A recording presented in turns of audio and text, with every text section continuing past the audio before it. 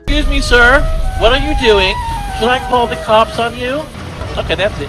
I'll be back. Oh, brother. Nobody wants you here, please move out. That's me getting the cops sicked on me in Lakewood, New Jersey, one of the largest Orthodox Jewish communities in America. 1 month ago, I made a video in a Jewish village in upstate New York and was called an anti-Semite for questioning anomalously high welfare usage among Jews with massive families. Look around. You will not see a non-Jewish resident here. We got the Yiddish bus. This is really all Jewish stores. The pizza place, it's going to be kosher pizza. Tell me about Lakewood. Good place to live? Amazing place to live. There's so much Jewish life here. It's so easy to be Jewish. Happy Shabbos, man. You too, enjoy. All right, have fun. Tyler!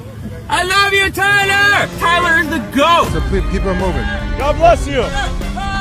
You should go because You people should are, you're stopping traffic. Let's go, move on. He's stopping traffic, not me. Yeah, right, no, you should move on. Nobody wants you here, please move out. He was saying, Tyler, he loves me. Any person from any race has a right to have children. Why Besides, do I have to pay for it? That's all I'm asking. understand, I'm Why just do I have to pay for it? Answer that. Elon Musk has 12 kids. Why can't I have 12 kids? He pays for it. Your story point over here is that people can't have children if they can't afford them. You should not have more kids than you can afford. You're arguing that I should pay for your kids. I'm not arguing that I don't have kids. You are. I'm arguing that the government said. No, that's our money. I pay taxes. Like you discovered that anti-Semitism is lucrative, huh? Why do you think anything that you don't like to see is anti-Semitism? Trying to twist it to make it look like we're doing fraud. It's going to make you a lot of money, and it's going to jump a lot of hatred towards the community that's seeing a rise in anti-Semitism that hasn't been seen in years. You know I'm not an anti-Semite. I don't know that. Come on, Lying. you use that as a weapon. Excuse me, what are these pictures for? Excuse me, sir. What are you doing? Should I call the cops on you? Okay, that's it. I'll be back. Let's hear it. Okay. You two gentlemen, they asked not Fair to enough. come back. Amazing. If you come back, it'll be a trespassing charge. You're Fair trespassing. enough. Yeah, this guy doesn't even know what the First Amendment is. Don't be a joker, bro. Come on, gonna follow us. There's a special response unit. They're gonna just trail us around. Our camera guys are getting the cops pulled up on them. Let's see what's going on. Did I get the cops called on me again? Yes. What's the problem? Everybody's skittish now. Listen, we've met each other a few times now. Yeah. We're not trying to cause me trouble. So anyways, am I under arrest? You're under arrest. All right. The BBC World Service has compiled material on over 160 cases where children have been shot in Gaza and found that in 95 cases, the child was shot in the head or the chest. In most of these cases, the victim was under 12 years old. The cases we found run Praise, from... honor, and glory unto Yahweh, Bahasham, Yahweh Shai, Bahashim, Kwarkadash. I want to give double honor to my apostles and elders that came before me, that brought me into this truth. I'm not 100% sure what I'm going to call this video here, but this is basically an overview or a review of this portion of this Tucker Carlson interview with Mike, I almost said Mike Pompey, Mike Huckabee. Okay, now this segment here is where he is basically questioning whether or not the Israelis or the Jewish people in the land right now are the biblical Israelites. This is going to be interesting, so we're going to let this play. In the entirety of the world, there are about 16 million Jews total, and 8 million of them live here. The rest live mostly in New York or South Florida, and a few other places. Okay. So this is a small population of people. They have connection to this land, historically, biblically. Do they? Yes, they do. If Bibi's family, we know they lived in Eastern Europe. There's no evidence they ever lived here. He's not religious. But in what sense? How do we know that? Do you have his family tree? No, we don't. Do you? He doesn't. So no one does. That's the point. But so how do we know that he has any connection to this land at all? And if there has been a practice of Judaism and a connection to the language, the Bible, the land. His ancestors didn't. He doesn't practice Judaism in any rigorous way. His ancestors didn't live here. They didn't speak the language, and there's no evidence they ever lived here. So on what basis does he have a right to be here? Very much speaks the language. He has fought for the land. His family has fought for the land. You're dodging a very obvious question, which is, where does this right come from? And the reason it's meaningful is because there are a lot of people in the territory that Israel controls today, particularly in the West Bank, who... Pause. Fair use. I will be receiving no monetary compensation for this video whatsoever. This is for educational purposes only. Again, fair use.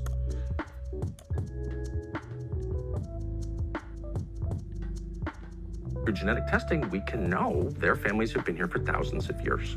We don't know whether they practiced Judaism, whether they were Samaritans, pre-Islam. We don't know that. A lot of them we know have been Christians for 2,000 years. They have less of a right to the land than someone whose ancestors, the only thing we know about them is they lived in Latvia or Poland. They're Eastern European. How does that work? They're Jewish. By what definition? They're Jewish by their But how do we know they have any ethnicity. connection They're to Jewish the by Jews their of the, faith. They're of the Jewish Bible? by the connection to the language. Jewish by the connection to the Torah. But how do we know that Bibi, specifically Bibi's ancestors, ever lived here? How do we know that? I'm not sure if I understand your question. How do we know if the Prime Minister of Israel's ancestors ever lived? Maybe I could ask you, how do we know they didn't? I mean, well, it's on the basis of the claim that they did that all kinds of things happen. People are displaced. There's a money flow. I mean, it's a big question. A lot hangs on this. It's not some theoretical thing like, oh, you know, did my grandparents do this or do that? It's like, no, we have a right to be here because my ancestors were here. Okay, how do we know they were here? I'm totally unable to process what you're trying to get at. All right, so, all right, I don't even know what the heck. Was that the end of the video? All right, well, anyway. Okay, so this guy, Tucker Carlson, cut that guy into pieces with just basic questions. You know, how the hell do you know whether or not these weirdos, particularly Benjamin Netanyahu, is a descendant of the ancient Israelites? Okay, now of course there's not a DNA test that you could take because you would have to verify that a particular ancestor, or you would have to have the DNA of a particular ancestor of Jacob, or a particular ancestor of someone who spawned from Jacob right now, available for testing. And that doesn't exist. Okay, that simple. All right, so it's by the Spirit. Nonetheless, let's go into it here. Isaiah chapter 25 and verse 7. And he will destroy in this mountain the face of the covering cast over all people, and the veil that is spread over all nations. Soon enough, whenever the Lord brings forth not only the destruction, but the righteous kingdom of the Lord on the planet Earth, the veil that's spread over all nations is going to be completely removed, to the point where you're going to understand who the true children of Israel are. You're going to understand who the Edomites are. You're going to understand who the Ishmaelites are. All these different nations are going to be put in their respective places. Okay, there's not going to be any more confusion on the earth anymore. People talking about, I'm mixed, I'm half German, I'm half Irish, all this other nonsense. All that stuff is going to be thrown away. There's not going to be any more confusion anymore. Let's go to the book of Ezekiel, because it's very important that these verses be brought out, because too often in the mainstream media, these clowns that profess themselves to be so-called Christians are some of the most ignorant and least astute when it comes to the knowledge of the scriptures. And if they had any understanding of the scriptures, they would be able to clearly decipher or clearly ascertain that these people that are in the land right now are not the biblical Israelites, just based off of prophecy alone, by the person who they ignorantly call Jesus Christ. But the true Israelites pertaining to prophecy would be the so-called blacks, Latinos, and Native Americans, and not exclusively, but primarily, according to biblical prophecy, archaeology, and history. Okay, as well as, of course, the other Israelites that look like the other nations scattered across the four corners of the earth. This is Ezekiel chapter 36 and verse 5 in the ESV. Therefore, thus says the Adonai Yahweh, surely I have spoken in my hot jealousy against the rest of the nations and against all Edom, who gave my land to themselves as a possession with wholehearted joy and utter contempt, that they might make it pasture lands a prey. All right, that they might make its pasture lands a prey. So yes, indeed, right now, the land of Israel is a prey. It's going to be a prey very soon whenever it gets hit with missiles. As you can see, Iran is revving up to get to war with the United States of America, and they understand that with the war that's being what would you call it? Well, basically the United States, spearheaded by Donald Trump, with the battery in the back from Benjamin Netanyahu and the IDF. They understand that the United States of America, their primary ally in this, or the person that's putting the battery in their back, is Israel. So an attack on Iran is going to necessitate attack on Israel.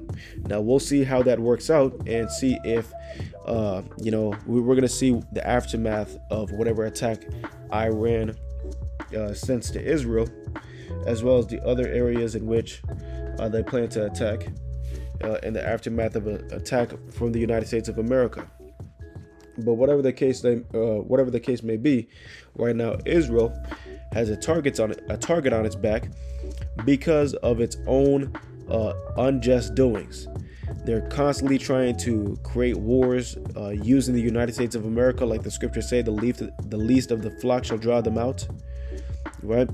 So Israel is constantly using America as a pawn in their game to move forward with their Greater Israel project, in which they own the Nile to the Euphrates, or they're the hegemony in the Middle East, quote unquote, of course.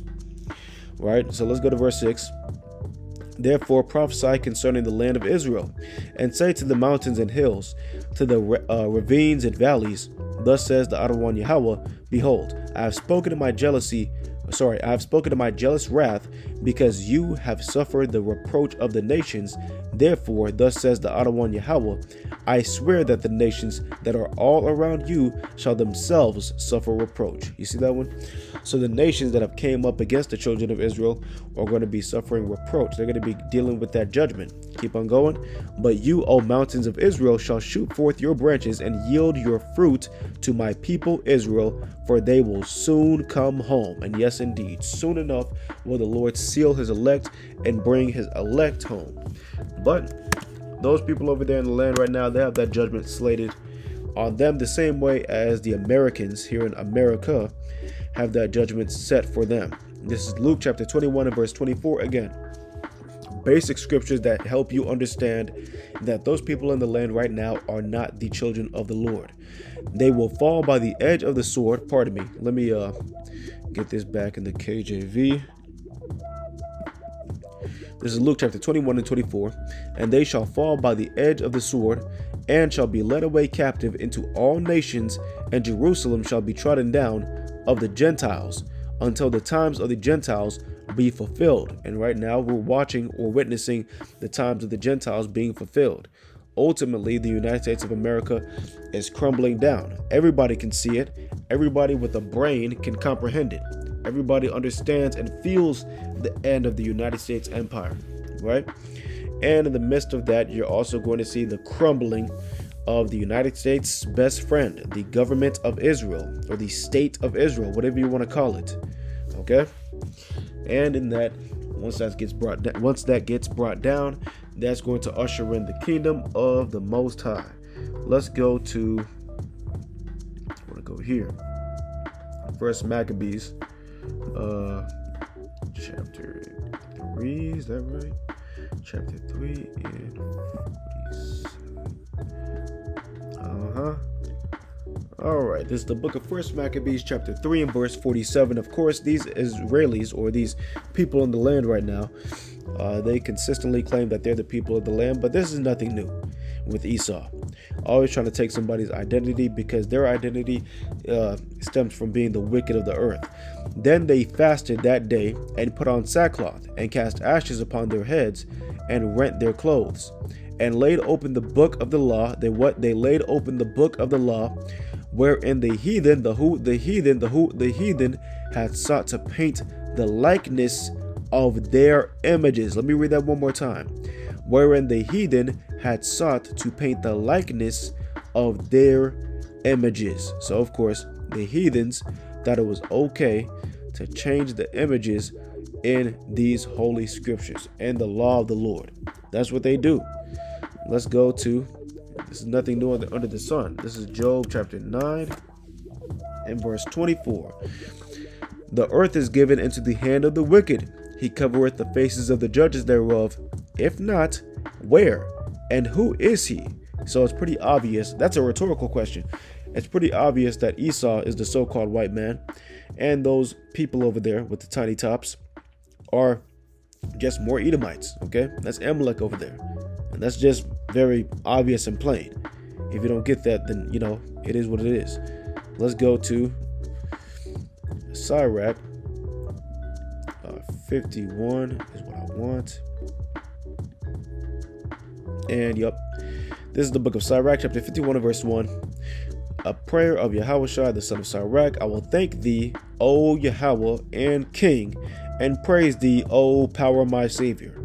I do give praise unto thy name, for thou art my defender and helper, and hast preserved my body from destruction, and from the snare of the slanderous tongue. The slanderous tongue. And from the lips that forge lies.